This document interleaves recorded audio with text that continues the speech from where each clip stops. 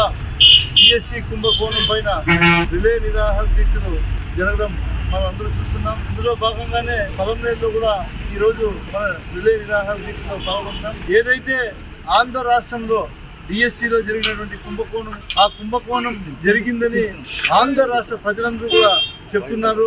కానీ ఈ ఆంధ్ర రాష్ట్ర ప్రభుత్వం, రాష్ట్ర ముఖ్యమంత్రి వర్యులు చంద్రబాబు నాయుడు గారు మరియు ఆయన కుమారుడు విద్యాశాఖ మంత్రి నిమ్మకు నీరెత్తినట్టుగా ఏది పట్టించుకోకుండా చేసినటువంటి కుంభకోణాన్ని ఈరోజు సిబిఐ దర్యాప్తు జరపాలని మేమందరం కూడా వైఎస్ఆర్ కాంగ్రెస్ పార్టీ నాయకులందరూ కూడా ఈ రాష్ట్ర వ్యాప్తంగా ఏదైతే వైఎస్ఆర్ కాంగ్రెస్ పార్టీ అధ్యక్షుడు జగన్మోహన్ రెడ్డి గారు పిలుపునిచ్చారో అదేవిధంగా రాష్ట్ర వ్యాప్తంగా మా డిమాండ్ ఒకటే, శాఖ మంత్రి రాజీనామా చేయాలి. దీని మీద సిబిఐ ఎంక్వైరీ జరగాలి. జరిగిన తర్వాత ఆయన నిజస్వరూపం ఏమని ఆంధ్ర రాష్ట్ర ప్రజలకు తెలుస్తుంది మేము తెలియజేస్తున్నాం. ఎందుకంటే ఇంత చేసి కూడా ఇప్పటికి కూడా ఇన్ని నిరాహార దీక్షలు, ఇంతమంది రోడ్డున పడినా కూడా ప్రభుత్వం ఏది కూడా పట్టించుకోకపోవడం చాలా దుర్మార్గమైనటువంటి పరిస్థితిగా ఈ ఆంధ్ర రాష్ట్ర ప్రజలందరూ కూడా చూస్తున్నారు.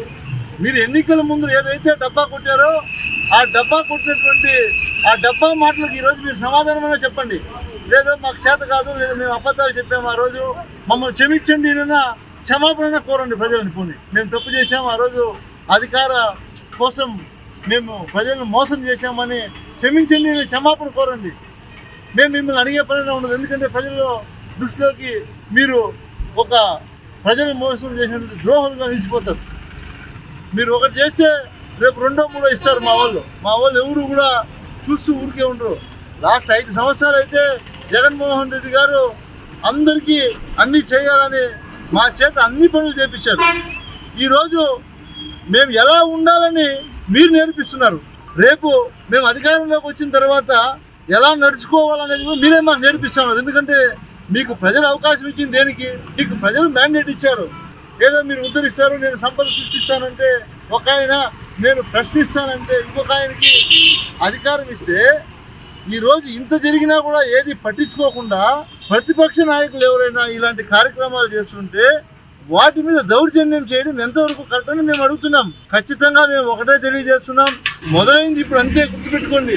ఖచ్చితంగా దీని మీద ప్రభుత్వం తొందరలో సిబిఐ ఎంక్వైరీ చేయకపోతే ఖచ్చితంగా ఎవరైతే విద్యాశాఖ మంత్రి ముఖ్యమంత్రి గారు కుమారుడు లోకేష్ బాబు గారు ఖచ్చితంగా రాజీనామా చేయకపోతే మొన్న ఢిల్లీలో జరిగినటువంటి జంతర్ మంతర్ దగ్గర ఏదైతే జరిగిందో అలాంటి పరిస్థితి ఆంధ్ర రాష్ట్రంలో కూడా మళ్ళీ వస్తుందని కూడా నేను మీకు హెచ్చరిస్తూ ఉన్నాను కూడా తెలియజేస్తాను. కాబట్టి అయినంత తొందరలో మీరు సిబిఐ ఎంక్వైరీ చేసి నిజాలను మీరు తేల్చండి అని కూడా మీకు తెలియజేస్తూ ఉన్నాం. ఇలాంటి చర్యలు ఎవరు కూడా చేయకూడదు. ప్రజాస్వామ్యంలో అధికారం ఉన్నప్పుడు మీరు ఇలాంటివి చేయడం తప్పు అని కూడా మేము తెలియజేస్తూ ఇక్కడికి ఇచ్చేసినటువంటి సోదరులందరికీ కూడా పేరు పేరున నేను ధన్యవాదాలు తెలియజేస్తాను.